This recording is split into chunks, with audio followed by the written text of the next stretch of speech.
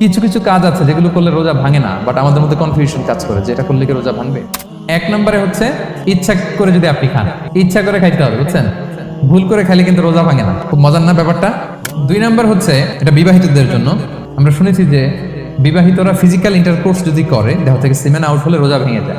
স্বাভাবিক মেলামেশার সাথে রোজা ভাঙে না। কিস করা, হাগ করা হাজবেন্ড ওয়াইফের মধ্যে, এই যে সখ্যতা, এই ব্যাপারগুলো যদি দিনের বেলায় ঘটে এতে রোজা ভাঙে না।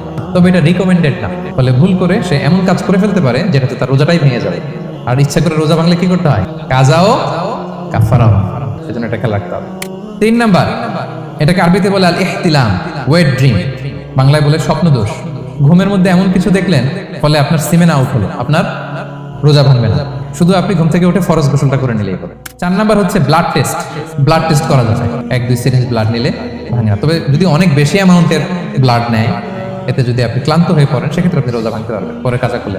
5 নাম্বার হচ্ছে ইচ্ছাকৃত বমি করলে রোজা ভাঙে, কিন্তু অনিচ্ছাকৃত যদি বমি চলে আসছে, ভমিটিং হচ্ছে, আমার রোজা ভাঙবে না। 6 নাম্বারে নোজ ব্লিডিং, নাক দিয়ে অনেকে রক্ত পড়ে না, নাক দিয়ে রক্ত ঝরলে মানুষের রোজা ভাঙে, আনলেস যদি অনেক বেশি অ্যামাউন্টের হয়, আপনি ক্লান্ত হয়ে পড়েন, তখন আপনি রোজা ভাঙতে পারবেন।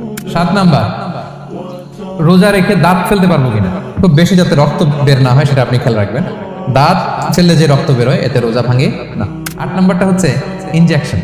রোজা রেখে ইনজেকশন দেওয়া যাবে কিনা? কিছু কিছু ইনজেকশন দেওয়া যাবে, কিছু কিছু দেওয়া যাবে না। এনার্জেটিক ইনজেকশন দেওয়া যাবে না। যে ইনজেকশনে ফুড সাপ্লিমেন্টারি আছে, যেটার মধ্যে নিউট্রিশন ভ্যালু আছে, এই ইনজেকশনগুলো দেওয়া যাবে না। এমনও ইনজেকশন আছে যেটা দিলে 7 দিন আপনার আর খাওয়া লাগবে না, একেবারে তরতা যাবে, এটা করলে রোজা ভেঙে যাবে, এগুলো দেওয়া যাবে না। কিন্তু পেইন কিলার যে ইনজেকশনগুলো আছে এটা দিতে পারবেন, অ্যান্টিবায়োটিক ইনজেকশন দিতে পারবেন, অ্যানেস্থেটিক ইনজেকশন দিতে পারবেন, এই জাতীয় মেডিকেশন ইনজেকশনগুলো দিতে পারবেন। কোভিডের যে ইনজেকশন এগুলো আপনি দিতে পারবেন, এগুলোতে রোজা ভাঙে না, কারণ এগুলোতে আপনার স্টোমাকে কিছু পৌঁছেও না, আপনাকে শক্তিবর্ধক কিছু দেহে প্রবেশও করাচ্ছে না, আপনার এনার্জিও বাড়ে। 9 নম্বরে কিছু কমন ব্যাপার আছে, এগুলো ক্লিয়ার করি। এর মধ্যে 1 নম্বর হচ্ছে টুথপেস্ট। রোজা রেখে টুথপেস্ট দিয়ে ব্রাশ করা যাবে কিনা বলেন, যাবে কি যাবে না? যাবে, কে কে হাত তুলতে দেখি। হ্যাঁ, মাত্র 1 জন, 2 জন, 3 জন, 4 জন, 5 জন, 6 জন, দল ভারী হচ্ছে আস্তে আস্তে। যাবে মাত্র 5 জন, আর যাবে না কয়জন দেখি? যাবে না? যাবে না, দল ভারী না? এই সুন্দর বলছে, যাবে, কিন্তু না করাই ভালো। যদি খুব স্ট্রং টুথপেস্ট হয়, এগুলো ব্যবহার না করা ভালো, দিনের বেলায় মেসওয়াক করা ভালো। 10 নম্বর, খুব মজার একটা পয়েন্ট, খাবারের যদি লবণ চেক করা হয় এতে রোজা ভাঙে না।